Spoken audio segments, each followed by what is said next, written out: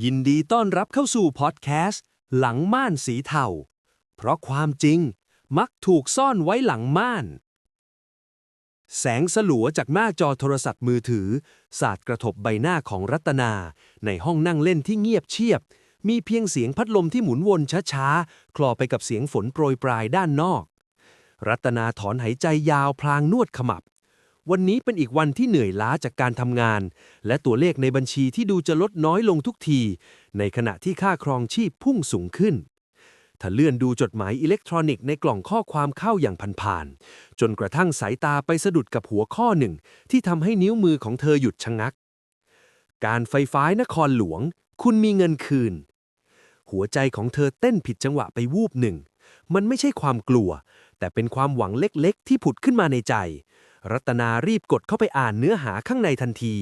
ในนั้นระบุรายละเอียดอย่างเป็นทางการว่า จากการตรวจสอบระบบบัญชีผู้ใช้ไฟฟ้า พบว่าเธอมีสิทธิ์ได้รับเงินคืนค่าไฟฟ้าส่วนเกิน เป็นจำนวนเงินหลายพันบาท และเพื่อให้การดำเนินการรวดเร็วที่สุด เธอจำเป็นต้องกดเข้าสู่ระบบบริการออนไลน์ผ่านจุดเชื่อมโยงที่แนบมาในจดหมายนั้น เพื่อยืนยันสิทธิ์ ในทางจิตวิทยา เมื่อมนุษย์กำลังเผชิญกับภาวะความเครียดด้านการเงิน สมองส่วนที่ใช้เหตุผล มักจะถูกบดบังด้วยสัญชาตญาณการเอาตัวรอด และความต้องการรางวัลที่มาถึงตรงหน้า รัตนาจ้องมองตราสัญลักษณ์ของการไฟฟ้านครหลวงที่ดูเหมือนของจริงทุกประการ สีสัน รูปแบบตัวอักษร แม้แต่ถ้อยคำที่ดูสุภาพและเป็นทางการนั้น มันช่างน่าเชื่อถือจนยากจะปฏิเสธ เธอเริ่มจินตนาการถึงเงินจำนวนนั้นที่จะเข้ามาช่วยแบ่งเบาภาระค่าใช้จ่ายในเดือนนี้ เธอนั่งนิ่งอยู่ครู่หนึ่ง ความระแวงแล่นเข้ามาในความคิดเพียงชั่วครู่ แต่มันก็พ่ายแพ้ต่อความต้องการลึกๆในใจ เธอคิดว่าคงไม่มีอะไรเสียหาย แค่กดเข้าไปดูเฉยๆคงไม่เป็นไรหรอกมั้ง รัตนาขยับปลายนิ้วเข้าไปใกล้จุดเชื่อมโยงนั้นทีละน้อย ลมหายใจของเธอเริ่มติดขัดในบรรยากาศที่ดูเหมือนจะกดดันขึ้นมาอย่างกระทันหัน ความเงียบในห้องเริ่มส่งเสียงดังในหูของเธอ ราวกับเตือนอะไรบางอย่างที่เธอยังมองไม่เห็น ภายใต้ฉากหน้าอันแสนหวังดีนี้ ความเงียบในห้องนั่งเล่นถูกทำลายลงด้วยเสียงแจ้งเตือนข้อความจากเพื่อนบ้านที่ดังขึ้นบนโทรศัพท์เครื่องเดิม รัตนาสะดุ้งเล็กน้อยก่อนจะกดอ่าน ข้อความจากสุดาเพื่อนสนิทที่อาศัยอยู่ตึกข้างๆถามไถ่เรื่องทั่วไปแต่สิ่งที่ทำให้รัตนาตัดสินใจถามออกไปคือเรื่องเงินคืนค่าไฟเธอพิมพ์ข้อความหาดาเล่าเรื่องจดหมายที่เพิ่งได้รับดาตอบกลับมาอย่างรวดเร็วว่าเธอก็เคยได้ยินข่าวเรื่องการคืนเงินเหมือนกันแต่อาจจะต้องระวังหน่อยนะคำเตือนของเพื่อนกลับกลายเป็นแรงผลักดันแปลกๆให้รัตนาอยากพิสูจน์ความจริงมากขึ้นเธอคิดว่าถ้ามีการคืนเงินจริงๆแล้วเธอไม่รีบทำเรื่องอาจจะยุ่งยากกว่าเดิมหรือเธออาจจะเสียสิทธินั้นไปตลอดกาลนี่คือกลไกของความกลัวที่จะพลาดโอกาสหรือที่เรียกว่าแรงกดดันทางเวลาที่มิจฉาชีพมักนำมาใช้เป็นอาวุธสำคัญยิ่งเราต้องตัดสินใจภายใต้เงื่อนไขของเวลาที่จำกัดเรายิ่งใช้เหตุผลน้อยลงรัตนาเพ่งมองที่อยู่ของผู้ส่งจดหมายอีกครั้งแม้ตัวอักษรจะดูแปลกตาไปบ้างในบางจุดแต่มันก็ระบุว่าส่งมาจากการไฟฟ้านครหลวงอย่างชัดเจนเธอตัดสินใจกดลงบนจุดเชื่อมโยงนั้นทันทีหน้าจอโทรศัพท์เปลี่ยนจากสีขาวของจดหมายกลายเป็นหน้าเว็บไซต์ที่ดูทันสมัยมีรูปอาคารสำนักงานและเจ้าหน้าที่ยิ้มแย้มที่หน้าหลักดูน่าเชื่อถือกว่าที่เธอคิดไว้เสียอีกหน้าเว็บนั้นขอให้เธอกรอกเลขบัตรประจำตัวประชาชนและเบอร์โทรศัพท์เพื่อตรวจสอบสิทธิ์รัตนาค่อยๆพิมพ์ตัวเลขลงไปทีละตัวด้วยมือที่สั่นน้อยๆขณะที่เธอกำลังจะกดปุ่มยืนยันเพื่อก้าวเข้าสู่ขั้นตอนต่อไปเธอก็สังเกตเห็นสิ่งผิดปกติบางอย่างที่มุมล่างของหน้าจอมันเป็นแถมข้อความเล็กๆที่ระบุว่าเธอกำลังเชื่อมต่อกับระบบภายนอกที่ไม่คุ้นเคยความรู้สึกเย็นวาบแล่นผ่านสันหลังของเธอขึ้นมาทันทีราวกับมีใครบางคนกำลังจ้องมองเธอผ่านช่องว่างเล็กๆของม่านที่เธอกำลังพยายามแหวกเข้าไปดูความจริงรัตนาเริ่มไม่แน่ใจแล้วว่าสิ่งที่รอเธออยู่ที่ปลายทางของปุ่มยืนยันนี้คือเงินคืนที่เธอรอคอยหรือเป็นหลุมดำที่จะสูบกินทุกอย่างที่เธอมีไปจนหมดสิ้นและในขณะที่เธอกำลังจะถอนนิ้วออกเสียงเคาะประตูห้องก็ดังขึ้นอย่างรุนแรงจนเธอทำโทรศัพท์หลุดมือเสียงเคาะประตูที่ดังสนั่นหวั่นไหวทำเอาโทรศัพท์ในมือของรัตนา หลุดร่วงลงกระแทกพื้นเสียงดังเคร้งหัวใจของเธอหล่นวูบไปอยู่ที่ตาตุ่มลมหายใจขาดช่วงไปชั่วขณะเธอรีบก้มลงเก็บโทรศัพท์ขึ้นมาอย่างรวดเร็วโชคดีที่หน้าจอไม่แตกละเอียดแต่มีรอยร้าวเล็กๆพาดผ่านมุมขวาบนราวกับเป็นลางบอกเหตุบางอย่างที่เธอพยายามมองข้ามรัตนาสูดลมหายใจเข้าลึกๆก่อนจะเดินไปที่ประตูเมื่อส่องมองผ่านช่องตาแมวเธอพบว่าเป็นลุงสมเกียรติเพื่อนบ้านวัยเกษียณที่มักจะแวะเวียนมาพูดคุยเรื่องต้นไม้เสมอรัตนาเปิดประตูออกไปพร้อมรอยยิ้มที่ฝืนเต็มทนลุงสมเกียรติยื่นจานขนมเปียกปูนมาให้พร้อมบ่นกระปอดกระแปดเรื่องอากาศที่แปรปรวนลุงแกบอกว่าเห็นฝนทำท่าจะตกหนักเลยรีบเอาขนมมาให้ก่อนที่ทางเดินจะแฉะไปมากกว่านี้แต่สิ่งที่ลุงพูดทิ้งท้ายก่อนจะเดินจากไปนั่นต่างหากที่ทำให้รัตนารู้สึกหนาวสั่นไปถึงขั้วหัวใจลุงบอกว่าช่วงนี้ระวังเรื่องไฟฟ้านะเห็นว่าในหมู่บ้านมีคนโดนตัดไฟหลายบ้านเพราะระบบข้อมูลมีปัญหารัตนาพยักหน้ารับคำอย่างเลื่อนลอยความกลัวเรื่องการโดนตัดไฟเริ่มก่อตัวขึ้นในใจเธออย่างรวดเร็วเมื่อกลับเข้ามาในห้องที่เงียบงันรัตนาจ้องมองหน้าจอโทรศัพท์ที่ยังค้างอยู่ในหน้าเว็บไซต์นั้นความกังวลจากคำพูดของลุงสมเกียรติเมื่อครู่กลายเป็นแรงขับเคลื่อนชั้นดีที่ทำให้เธอมองข้ามความผิดปกติทั้งหมดไปในทางจิตวิทยาเมื่อคนเราได้รับข้อมูลที่ส่งผลต่อความมั่นคงในชีวิตพื้นฐานเช่นแสงสว่างหรือความร้อนเย็นสมองจะสั่งการให้รีบแก้ไขปัญหานั้นโดยเร็วที่สุดเพื่อลดความวิตกกังวลรัตนาตัดสินใจกรอกเลขบัตรประจำตัวประชาชน13หลักลงไปอย่างไม่ลังเลอีกต่อไปเธอมองดูตัวเลขที่ปรากฏบนหน้าจอด้วยความหวังว่าเงินจำนวนนั้นจะมาถึงมือในไม่ช้าหลังจากกดปุ่มตรวจสอบหน้าเว็บก็เปลี่ยนไปเป็นช่องสำหรับระบุหมายเลขโทรศัพท์เพื่อรับรหัสยืนยันตัวตนรัตนาทำตามขั้นตอนอย่างว่าง่ายเหมือนถูกมนต์สะกดความเงียบในห้องเริ่มถูกแทนที่ด้วยเสียงหัวใจที่เต้นรัวแรงจนได้ยินชัดในโสตประสาทเธอกำลังรอคอยรหัสผ่านที่จะเปิดประตูสู่ทางออกของปัญหาทางการเงินแต่เธอกลับไม่ได้เฉลียวใจเลยว่าสิ่งที่เธอกำลังรออยู่นั้นอาจจะเป็นกุญแจที่เปิดทางให้หัวขโมยก้าวเข้ามาในชีวิตของเธออย่างง่ายดายหน้าจอดับวูบลงครู่หนึ่งก่อนจะสว่างขึ้นพร้อมกับรหัส6ตัวที่เด้งขึ้นมาที่แถบการแจ้งเตือนรัตนากำลังจะพิมพ์รหัสนั้นลงไปแต่แล้วเสียงโทรศัพท์ก็ดังขึ้นเป็นเบอร์แปลกที่ไม่คุ้นตาแต่ระบุว่าเป็นเจ้าหน้าที่ตรวจสอบข้อมูลการไฟฟ้ารัตนามองหน้าจอโทรศัพท์ที่สั่นอยู่ในมือด้วยความลังเลครู่หนึ่งก่อนจะตัดสินใจกดรับสายเสียงจากปลายสายเป็นชายวัยกลางคนน้ำเสียงทุ้มลึกและฟังดูสุภาพเป็นทางการอย่างยิ่งเขากล่าวแนะนำตัวว่าชื่อมานพเป็นเจ้าหน้าที่ระดับสูงฝ่ายตรวจสอบสัญญาลูกค้าของการไฟฟ้านครหลวงมานพเริ่มบทสนทนาโดยการถามว่าเธอคือผู้ใช้ไฟฟ้าที่กำลังดำเนินการขอคืนเงินผ่านระบบใช่หรือไม่รัตนารู้สึกประหลาดใจและโล่งใจในเวลาเดียวกันที่ระบบดูเหมือนจะมีการทำงานที่เชื่อมต่อกันอย่างรวดเร็วขนาดนี้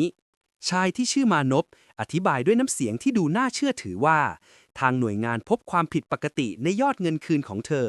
ซึ่งจริงๆแล้วเธอควรได้รับเงินมากกว่าที่ระบุในจดหมายอิเล็กทรอนิกส์ตอนแรกแต่มีเงื่อนไขว่าเธอต้องรีบดำเนินการยืนยันข้อมูลธนาคารภายใน10นาทีนี้เท่านั้น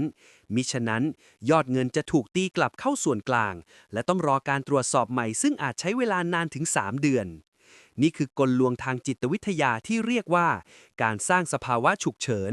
มิจฉาชีพจะบีบคั้นให้เหยื่อไม่มีเวลาคิดทบทวนหรือปรึกษาใครเพื่อให้สัญชาตญาณความตระหนกเข้ามาแทนที่เหตุผลรัตนาเริ่มรู้สึกลนลานเธอรีบขยับนิ้วไปที่หน้าจอเว็บไซต์ตามคำแนะนำของมานพในสายมานพบอกให้เธอกรอกเลขบัญชีธนาคารและที่สำคัญที่สุดคือต้องแจ้งรหัสตัวเลข6ตัวที่เพิ่งได้รับทางข้อความเมื่อครู่ให้เขาฟังเพื่อที่เขาจะได้ทำการอนุมัติยอดเงินในระบบส่วนกลางให้ทันทีรัตนาลังเลเล็กน้อยความทรงจำลางๆเกี่ยวกับคำเตือนว่าห้ามบอกรหัสผ่านให้ใครฟังแวบเข้ามาในหัวแต่มานพกลับสวนขึ้นมาทันควันเหมือนอ่านใจเธอออกเขาบอกว่านี่คือรหัสยืนยันการรับเงินไม่ใช่รหัสถอนเงินและเขาก็เป็นเจ้าหน้าที่ที่โทรมาช่วยเหลือโดยตรงภายใต้แสงไฟสลัวในห้องรัตนาค่อยๆขยับปากบอกตัวเลข6ตัวนั้นออกมาทีละตัวอย่างช้าๆทุกคำพูดเหมือนการวางก้อนอิฐลงบนกับดักที่เธอกำลังก้าวลงไปเองมานพเงียบไปอึดใจหนึ่งก่อนจะบอกว่าข้อมูลถูกต้องแล้วและขอให้เธอรอรับยอดเงินภายใน5นาทีรัตนาวางสายด้วยความโล่งอกอย่างบอกไม่ถูกเธอเดินไปหยิบน้ำมาดื่มเพื่อดับความตื่นเต้น แต่ในจังหวะที่เธอกำลังยกแก้วน้ำขึ้นดื่มหน้าจอโทรศัพท์ที่วางอยู่บนโต๊ะก็สว่างวาบขึ้นมาอีกครั้งพร้อมกับข้อความแจ้งเตือนจากแอปพลิเคชันธนาคารที่เธอไม่ได้คาดคิดยอดเงินในบัญชีที่เหลืออยู่เพียงน้อยนิดของเธอถูกถอนออกไปเกลี้ยงบัญชีภายในเวลาไม่กี่วินาทีและที่น่าสยองยิ่งกว่านั้นคือมีการขอกู้วงเงินสินเชื่อฉุกเฉินในชื่อของเธอสำเร็จแล้วรัตนายืนนิ่งงันแก้วน้ำในมือสั่นระริกจนน้ำกระชอกออกมาและในความมืดสลัวที่มุมห้องเธอเริ่มได้ยินเสียงหัวเราะเบาๆที่ดูเหมือนจะดังมาจากลำโพงโทรศัพท์ที่เธอยังไม่ได้ปิดหน้าจอความรู้สึกเหมือนโลกทั้งใบพังทลายลงมาทับที่กลางอกรัตนายืนนิ่งงันมองหน้าจอโทรศัพท์ที่แสดงยอดเงินคงเหลือเป็น0 บาทข้อความแจ้งเตือนการถอนเงินที่เธอไม่ได้เป็นคนทำยังคงค้างอยู่บนหน้าจอราวกับจะตอกย้ำความผิดพลาดของตัวเองลมหายใจของเธอเริ่มติดขัดและสั้นลงเรื่อยๆอาการมือสั่นที่เคยเป็นเพียงเล็กน้อยในตอนแรกบัดนี้มันลามไปทั่วทั้งตัวจนเธอต้องซุดตัวลงนั่งบนพื้นห้องที่เย็นเฉียบน้ำที่กระชอกออกจากแก้วเมื่อครู่ซึมผ่านเนื้อผ้าสิ้นที่เธอสวมอยู่แต่นั่นเทียบไม่ได้เลยกับความเย็นเยียบที่กัดกินเข้าไปในหัวใจของเธอในตอนนี้ในทางจิตวิทยาภาวะที่รัตนากำลังเผชิญเรียกว่าการสูญเสียความรู้สึกปลอดภัยขั้นพื้นฐานอย่างเฉียบพลันมนุษย์เราใช้ชีวิตอยู่บนความเชื่อมั่นว่าเราสามารถควบคุมทรัพย์สินและชีวิตของตัวเองได้แต่เมื่อระบบรักษาความปลอดภัยที่เราไว้ใจถูกทำลายลงด้วยน้ำมือของเราเองความรู้สึกผิดจะกัดกินใจยิ่งกว่าความแค้นรัตนาเริ่มโทษตัวเองซ้ำๆเธอถามตัวเองในใจว่าทำไมถึงไม่เอะใจทำไมถึงยอมบอกรหัสผ่านนั้นไปทั้งที่เคยเห็นข่าวเตือนภัยผ่านตามานับครั้งไม่ถ้วนแต่ในวินาทีที่ความขัดสนมันบีบคั้นความหวังเพียงน้อยนิดก็กลายเป็นม่านบังตาที่หนาทึบจนมองไม่เห็นเหวที่อยู่ตรงหน้าเธอพยายามรวบรวมสติที่กระจัดกระจายกดโทรกลับไปยังเบอร์ของชายที่ชื่อมานพอีกครั้งโดยความหวังลมๆแล้งๆว่าอาจจะเป็นความผิดพลาดของระบบและเขาสามารถแก้ไขให้เธอได้แต่สิ่งที่ได้รับกลับมามีเพียงเสียงสัญญาณว่างเปล่าและข้อความอัตโนมัติที่บอกว่าหมายเลขนี้ยังไม่เปิดให้บริการความจริงเริ่มเปิดเผยตัวออกมาจากหลังม่านทีละน้อยมานพไม่มีตัวตนจริงการไฟฟ้านครหลวงไม่เคยโทรหาเธอและเงินที่เธอเก็บออมมาทั้งชีวิตได้ปลิวหายไปในอากาศธาตุเพียงแค่การขยับปลายนิ้วไม่กี่ครั้งแต่ความสยองขวัญยังไม่จบลงแค่นั้นขณะที่เธอกำลังจะกดโทรหาธนาคารเพื่ออายัดบัญชีหน้าจอโทรศัพท์ของเธอก็เปลี่ยนเป็นสีดำสนิทอีกครั้งก่อนจะปรากฏข้อความตัวอักษรสีแดงขนาดใหญ่กลางหน้าจอว่าขอบคุณสำหรับการเข้าถึงข้อมูลทั้งหมดรัตนาพยายามจะกดปิดเครื่องแต่ปุ่มทุกปุ่มกลับไม่ตอบสนองเธอรู้สึกเหมือนโทรศัพท์ในมือไม่ใช่ของเธออีกต่อไปแต่มันกลายเป็นดวงตาของปีศาจที่กำลังจ้องมองเธอจากอีกฝั่งของหน้าจอและในวินาทีนั้นเองเสียงกระทุบห้องก็ดังขึ้นอีกครั้งแต่ครั้งนี้มันไม่ใช่เสียงเคาะที่อ่อนโยนเหมือนลุงสมเกียรติแต่มันคือเสียงกระแทกประตูอย่างหนักหน่วงราวกับจะพังเข้ามาให้ได้รัตนาสะดุ้งสุดตัวโทรศัพท์หลุดจากมือไปกองกับพื้นหน้าจอที่ยังโชว์ข้อความสีแดงเลือดนั่นเสียงกระแทกประตูที่ดังสนั่นทำให้รัตนาถอยร่นไปจนหลังชนกำแพงห้องครัวความกลัวที่เคยเป็นเพียงความกังวลเรื่องเงินบัดนี้มันแปลเปลี่ยนเป็นความหวาดกลัวต่อชีวิตเธอจ้องมองบานประตูไม้ที่สั่นสะเทือนตามแรงกระแทกจากภายนอกในใจคิดไปต่างๆนานาว่ามิจฉาชีพพวกนั้นอาจจะไม่ได้อยู่แค่ในโลกออนไลน์แต่มันอาจจะรู้ที่อยู่และส่งคนมาจัดการเธอถึงที่นี่ข้อมูลที่อยู่บ้านเลขประจำตัวประชาชนและเบอร์โทรศัพท์ที่เธอเพิ่งกรอกลงไปในจุดเชื่อมโยงปลอมนั้นบัดนี้มันกลายเป็นแผนที่นำทางให้พวกมันก้าวเข้าสู่พื้นที่ส่วนตัวของเธอได้อย่างสมบูรณ์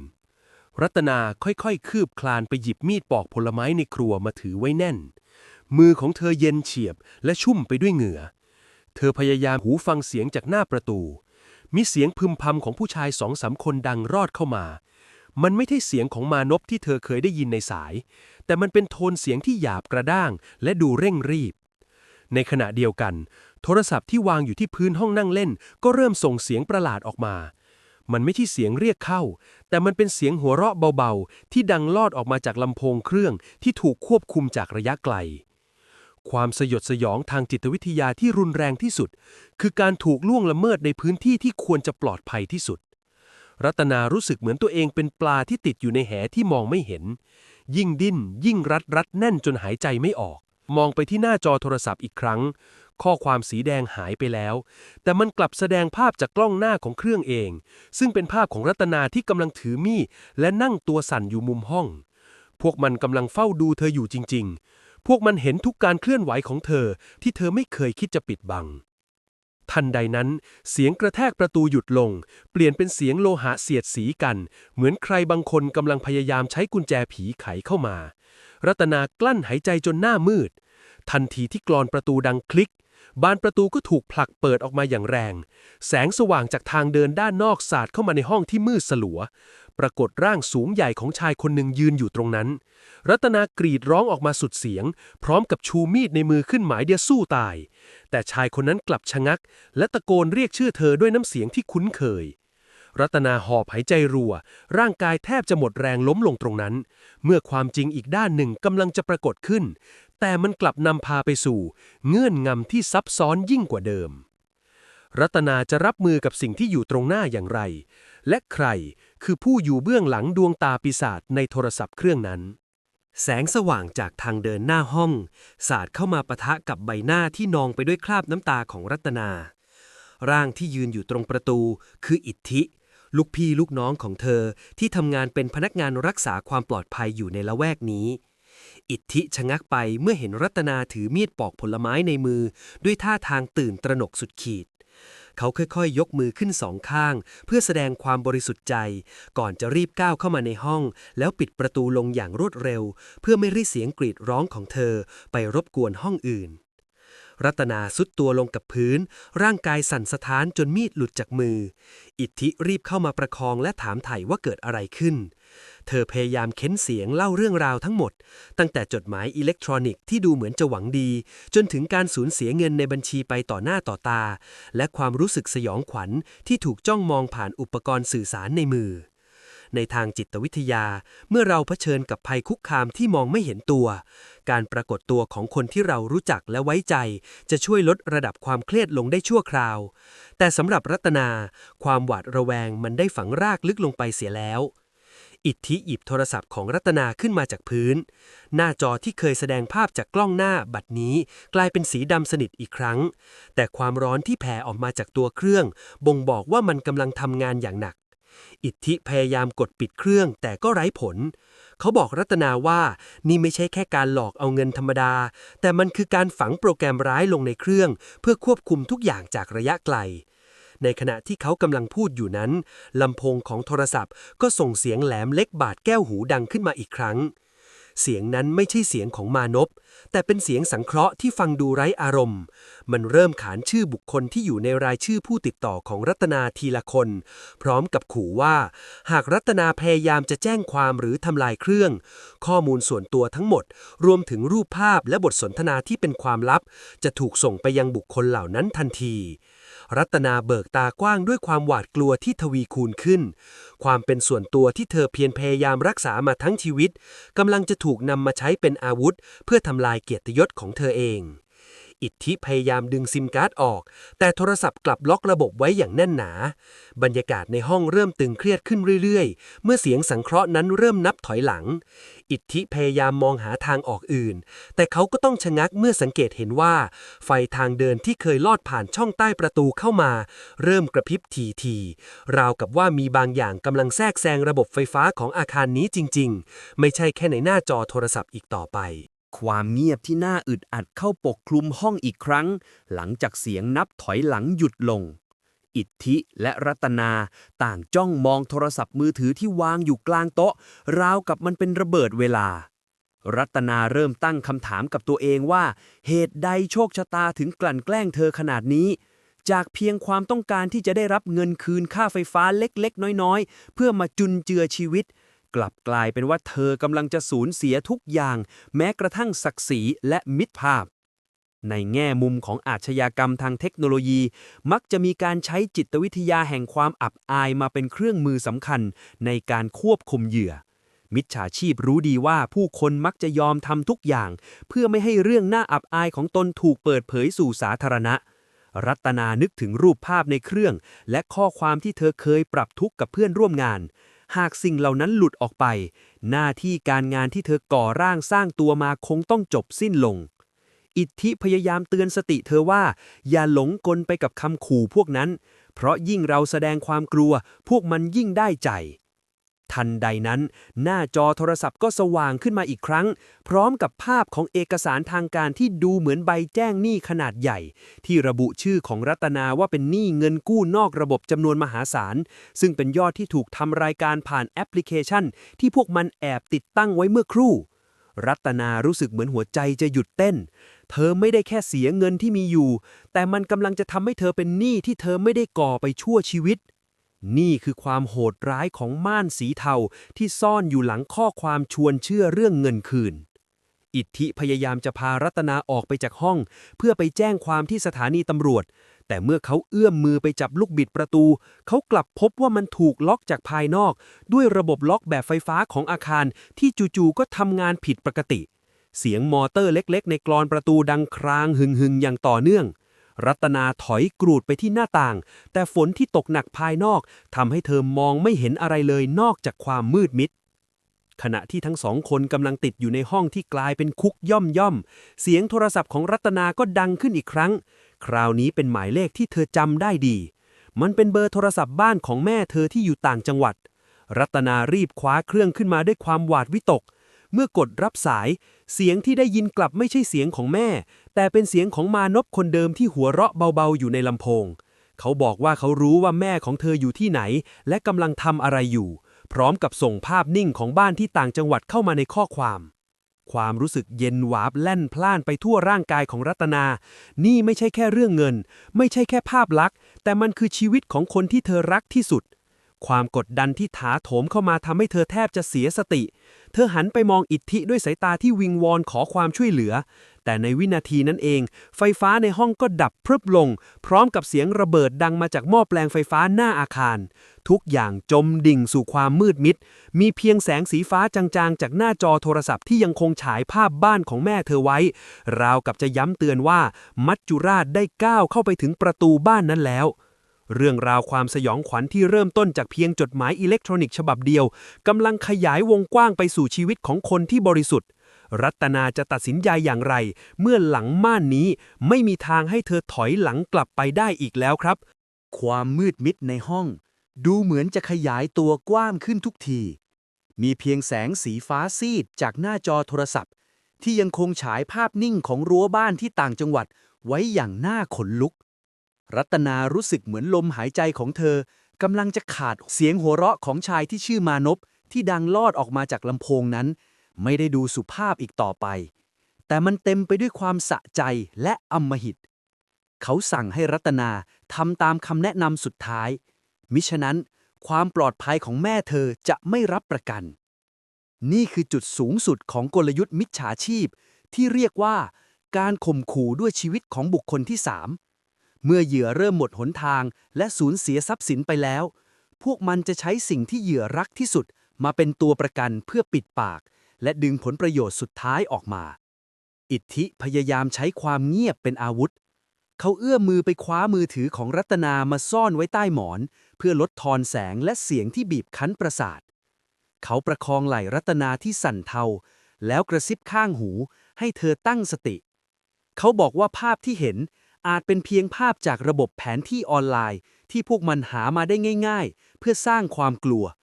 แต่รัตนาไม่อาจเชื่อแบบนั้นได้เลย ความเป็นไปได้เพียง 1% ว่าแม่จะตกอยู่ในอันตรายก็ทำให้เธอแทบคลั่ง ในขณะนั้นเอง เสียงเคาะที่หน้าต่างกระจกก็ดังขึ้นท่ามกลางเสียงฝน รัตนาสะดุ้งสุดตัวและเกือบจะกรีดร้องออกมา แต่อิทธิรีบปิดปากเธอไว้ทัน เสียงนั้นไม่ใช่คน